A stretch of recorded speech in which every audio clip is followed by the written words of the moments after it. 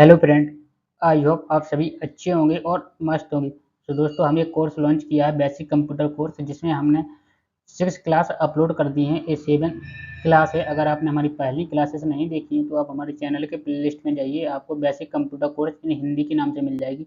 वहाँ पर आपको सारी क्लासेस मिल जाएंगी, तो आप एक एक करके सभी वीडियो को देख सकते हैं। तो जिसमें हमने आपको कवर कराया है कि कंप्यूटर को कैसे स्टार्ट करते हैं, कंप्यूटर को कैसे और कितने तरीके से बंद करते हैं, कंप्यूटर या माउस को कैसे चलाते हैं, कीबोर्ड के बारे में सभी की के बारे में जानकारी बताई है। और हम संपूर्ण कंप्यूटर फंडामेंटल क्या है कि इसमें क्या क्या पढ़ेंगे सब कुछ बताया है। ठीक है, तो अगर आपने हमारी पहली वीडियो नहीं देखी तो आप चैनल की प्लेलिस्ट में जाइए, वहाँ पर आपको सारी वीडियो मिल जाएंगी। तो चलिए स्टार्ट करते हैं। स्टार्ट करने से पहले, अगर आप इस वीडियो को पहली बार देख रहे हैं, स्पेशली इस चैनल पर पहली बार आए हैं, तो आपने अभी तक इस चैनल को सब्सक्राइब नहीं किया है तो सब्सक्राइब जरूर कर लें एंड बेल आइकन को ऑल पर प्रेस कर दें, ताकि आने वाली अगली वीडियो की नोटिफिकेशन भी आपको टाइम पर मिल सके। और दोस्तों, अगर आपने हमारे सोशल मीडिया अकाउंट को फॉलो नहीं किया, जैसे कि YouTube, Facebook, Instagram, Telegram, WhatsApp, तो आपको सर्च करना है @एडवांस कंप्यूटर कोचिंग, तो आप इसको ज्वाइन कर लीजिए। चलिए आगे बढ़ते हैं। तो ये हमने कवर करा दिया दोस्तों। अगर आप कोई भी नोट्स बाई करना चाहते हैं, जैसे कंप्यूटर फंडामेंटल है, MS word, MS excel, PowerPoint है, Photoshop, PageMaker, CorelDRAW, DC है, टैली है, तो आप जो भी नोट्स बाई करना चाहते हो तो आप इस नंबर पर कॉल या मैसेज कर सकते हैं। नंबर है मेरा 8085023467 है। ठीक है, इस नंबर से आप कॉल कर सकते हैं। चलिए आगे बढ़ते हैं। तो चलिए, हमने ये कवर करा दिया है। अगर आपने ये वीडियो नहीं देखी है तो आप हमारे चैनल की प्लेलिस्ट में जाइए, वहाँ पर आपको सभी वीडियो मिल जाएंगी। तो कंप्यूटर के इतिहास की हम ये हमने सभी कवर करा दिया। हम आपको पढ़ाने वाले हैं कंप्यूटर की पीढ़ियाँ।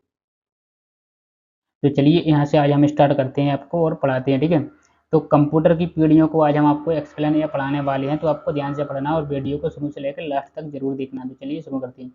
अगर बात आती है कंप्यूटर की पीढ़ियों की, तो एक्चुअल में कंप्यूटर की शुरुआत कब से हुई, उसकी बनावट, गुण, कीमत, स्पीड, साइज इत्यादि चीज़ों में कैसे कैसे बदलाव कब और कैसे आता गया इत्यादि चीज़ों के बारे में पढ़ाना या दर्शाना कंप्यूटर की पीढ़ी कहलाता है। तो इतना आपको याद रखना है, क्या कहलाता है, कंप्यूटर की पीढ़ी कहलाता है। तो ये आपको याद रखना है। आप समझ गए होंगे कंप्यूटर की पीढ़ी क्या है। ठीक है, तो अब मैं बता दूं कि सभी जगह आपको कंप्यूटर जनरेशन का समय अलग अलग मिलेगा, जिसमें कि 1, 2 या 3 वर्षों का अंतराल हो सकता है।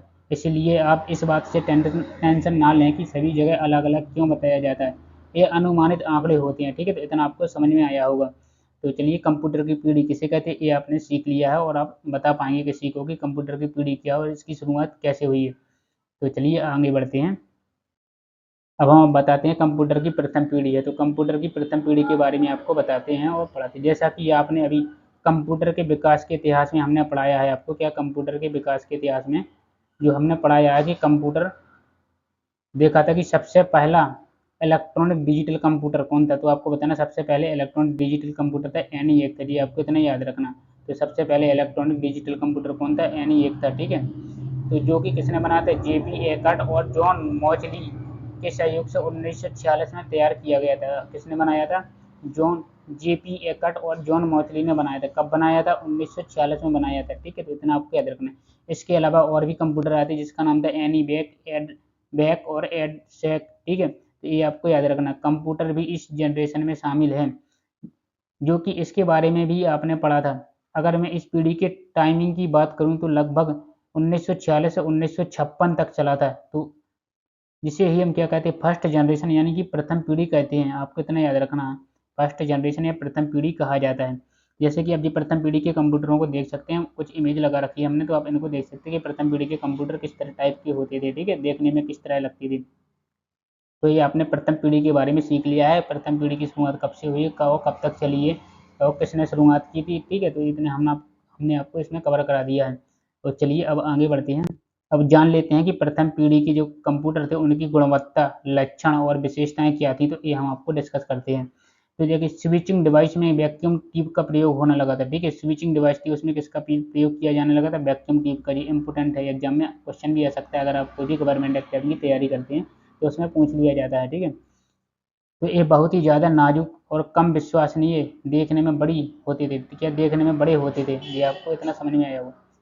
इसमें बहुत ज़्यादा एयर कंडक्टरों का प्रयोग किया जाने लगा था। इसमें किसका प्रयोग किया जाने लगा था, एयर कंडक्टरों का प्रयोग किया जाता था।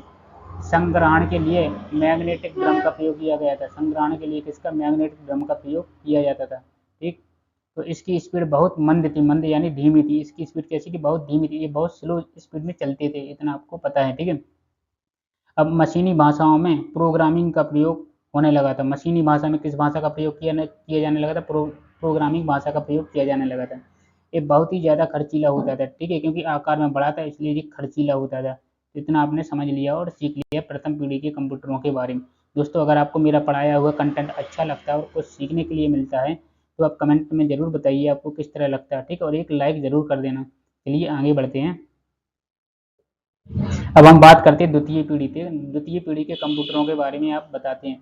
तो 1956 से द्वितीय पीढ़ी की शुरुआत हुई है। कब से हुई थी? 1956 से किसकी द्वितीय पीढ़ी के कंप्यूटरों की शुरुआत हुई थी। इन सारे कंप्यूटरों में ट्रांजिस्टर का प्रयोग किया जाने लगा। अब आपको याद रखना है कि द्वितीय पीढ़ी में ट्रांजिस्टरों का प्रयोग किया जाने लगा था। प्रथम पीढ़ी में वैक्यूम ट्यूब का प्रयोग किया जाता था, ठीक है। तो ट्रांजिस्टर का प्रयोग किया गया था, जिसकी वजह से कंप्यूटरों में काफ़ी बदलाव देखने के को मिलता है, जैसे कि आकार में छोटा होना, स्पीड में मुनाफा होना और ज़्यादा विश्वसनीय होना। ये काफ़ी चीज़ें आपको बदलाव में देखने के लिए मिलेगा, ठीक है। तो क्या क्या मिल सकता है आपको? देखिए, तो आकार में क्या था? ये छोटा हो गया था, आकार में छोटा होना था, स्पीड में मुनाफा होना था और ज़्यादा विश्वसनीय हो गए थे ये कंप्यूटर, ठीक है, द्वितीय पीढ़ी के। तो इतना आपको समझ में आया होगा। इन सब सारी प्रक्रिया सन 1956 से 1964 तक चली थी। कब से कब तक चली थी? 1956 से 1964 के बीच में चला था, जिसे ही हम क्या कहते हैं? द्वितीय पीढ़ी कहते हैं। तो इतना आपको समझ में आया हो द्वितीय पीढ़ी किसे कहते हैं। ये द्वितीय पीढ़ी के कंप्यूटर आप देख सकते हैं। तो चलिए, आपको द्वितीय पीढ़ी के कंप्यूटरों के बारे में जानकारी मिल गई होगी। चलिए आगे बढ़ते हैं। अब हम बात करते हैं द्वितीय पीढ़ी के कंप्यूटरों की गुणवत्ता, लक्षण और विशेषताएं बताते हैं द्वितीय पीढ़ी की। तो ये प्रथम पीढ़ी से कम खर्चीले हो गए थे, ठीक है। द्वितीय पीढ़ी के कंप्यूटर थे क्या? प्रथम पीढ़ी से कम खर्चीले हो गए थे। प्रथम पीढ़ी से छोटा और रख रखाव में आसान हो गए थे, ठीक है। तो प्रथम पीढ़ी से छोटे हो गए थे और रख रखाव में आसान हो गया था। इसकी स्पीड भी काफ़ी तेज हो गई थी। तो प्रथम पीढ़ी की तुलना में इनकी स्पीड भी तेज हो गई थी और ये क्या हो गए थे? विश्वसनीय योग्य हो गए थे द्वितीय पीढ़ी के कंप्यूटर। वैक्यूम ट्यूब के बदले ट्रांजिस्टर का प्रयोग होने लगा था, ठीक है। तो इतना आपको याद रखना है। तो प्रथम पीढ़ी से ज़्यादा मजबूत और टिकाऊ होगा तो द्वितीय पीढ़ी के कंप्यूटर, तो इतना भी आपको याद रखना है। तो ये काफ़ी इंपॉर्टेंट फैक्ट है जो आपको याद रखना है, एग्जाम की इंटरव्यू से आती है, ठीक है। तो चलिए आगे बढ़ते हैं। अब हम बात करते हैं तृतीय पीढ़ी के कंप्यूटर के बारे में, ठीक है। तो इस पीढ़ी की शुरुआत 1964 से होती है। तृतीय पीढ़ी के कंप्यूटर की शुरुआत 1964 से हो गई थी, जो कि 1964 से 1973 तक चली थी। तो इतना आपको याद रखना है, तृतीय पीढ़ी के कंप्यूटरों की शुरुआत 1964 से 1973 तक चला था। तृतीय पीढ़ी के कंप्यूटर का वजन बहुत ही कम था, ठीक है। वजन भी कैसा हो गया था? बहुत कम हो गया था। और इसके अंदर आईसी यानी इंटीग्रेटेड सर्किट का प्रयोग किया गया था। किसका प्रयोग किया गया था? इंटीग्रेटेड का। अब आपको देखने के लिए मिलेगा कि प्रथम पीढ़ी के कंप्यूटरों में वैक्यूम ट्यूब का प्रयोग किया गया था, द्वितीय पीढ़ी के कंप्यूटरों में ट्रांजिस्टर का प्रयोग किया गया था, तृतीय पीढ़ी के कंप्यूटरों में इंटीग्रेटेड सर्किट का प्रयोग किया जाने लगा था। तो आपने तृतीय पीढ़ी के कंप्यूटरों में डिफरेंट सीख लिया, ठीक है, अंतर क्या क्या होता गया, क्या क्या चेंजेस हो गए और कौन कौन से बदलाव आए हैं, ठीक है। तो चलिए अब हम बात करते हैं तृतीय पीढ़ी के कंप्यूटर की, उनकी गुणवत्ता, लक्षण और विशेषताएं बताते हैं, ठीक है। तो बहुत ही छोटे आकार का हो गया था, ठीक है। तृतीय पीढ़ी के कंप्यूटर थे बहुत ही छोटे आकार के हो गए थे, बहुत कम खर्चीले में, बहुत मतलब कम खर्च में ये तैयार हो जाते थे तृतीय पीढ़ी के कंप्यूटर। बहुत ही कम बिजली की खपत होती थी तृतीय पीढ़ी के कंप्यूटरों में। रख रखाव में भी काफ़ी आसान हो गया था। स्पीड के मुकाबले प्रथम और द्वितीय पीढ़ी से काफ़ी तेज हो गया था। स्पीड भी इनकी क्या है? काफ़ी तेज हो गई थी प्रथम और द्वितीय पीढ़ी के कंप्यूटरों की तुलना में, ठीक है। बहुत ही ज़्यादा विश्वसनीय हो गए थे तृतीय पीढ़ी के कंप्यूटर, कहते हैं ज़्यादा विश्वसनीय हो गए थे और सभी पीढ़ियों से ज़्यादा मजबूत और तीव्र गति से चलने वाला कंप्यूटर बन गया था, ठीक है, तृतीय पीढ़ी का कंप्यूटर, ठीक है। और आप इसमें क्या आईसी यानी इंटीग्रेटेड सर्किट का प्रयोग किया जाने लगा था तृतीय पीढ़ी के कंप्यूटरों में। तो हमने तृतीय पीढ़ी के कंप्यूटर के बारे में भी जान लिया है, गुणवत्ता, लक्षण और विशेषता। चलिए अब आगे बात करते हैं चतुर्थ पीढ़ी के बारे में। तो अब चतुर्थ पीढ़ी के कंप्यूटरों के बारे में बताते तो इसकी शुरुआत 1973 से हुई है, जो कि 1982 तक चली थी।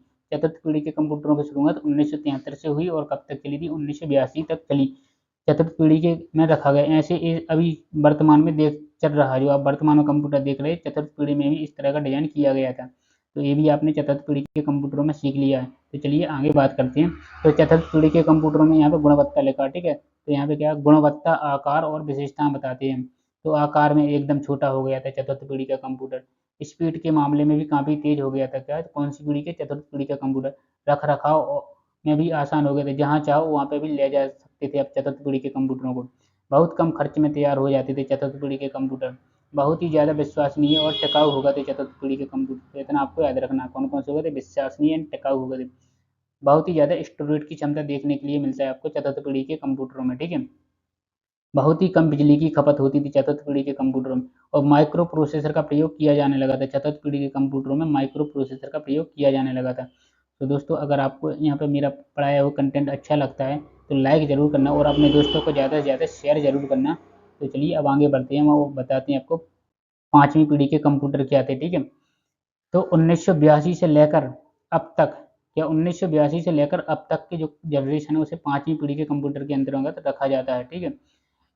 इस पीढ़ी के कंप्यूटर अत्यंत छोटे, शक्तिशाली, फास्ट और उच्च तकनीक वाले होते थे। इस पीढ़ी वाले कंप्यूटर के कई सारे मॉडल तैयार किए गए, जैसे कि आपने देखा होगा डेस्कटॉप कंप्यूटर आपने देखा होगा, ठीक है, लैपटॉप कंप्यूटर आपने देखा होगा इत्यादि। ये क्या पाँचवीं पीढ़ी के कंप्यूटरों के एग्जाम्पल्स हैं।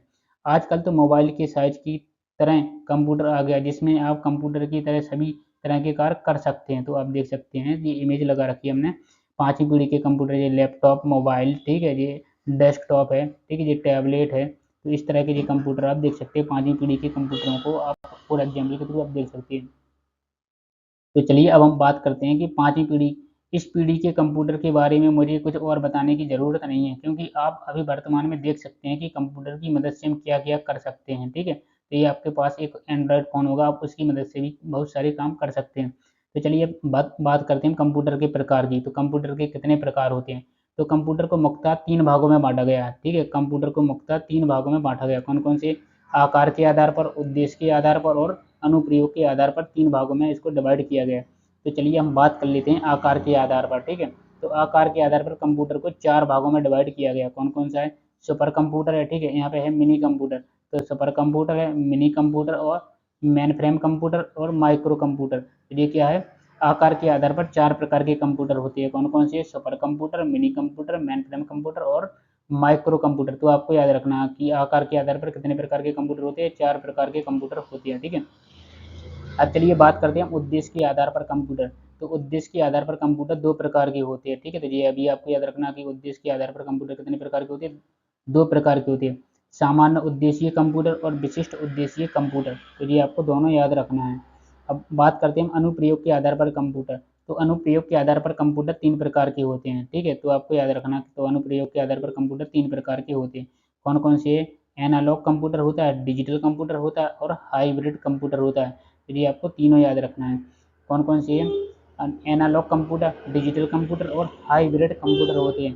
तो दोस्तों, हमने आपको बताया कंप्यूटर की पीढ़ियों को बता दिया। अब नेक्स्ट क्लास में हम आपको बताएंगे कि सुपर कंप्यूटर क्या है, मिनी कंप्यूटर क्या होता है, मेन फ्रेम कंप्यूटर क्या है, माइक्रो कंप्यूटर क्या है।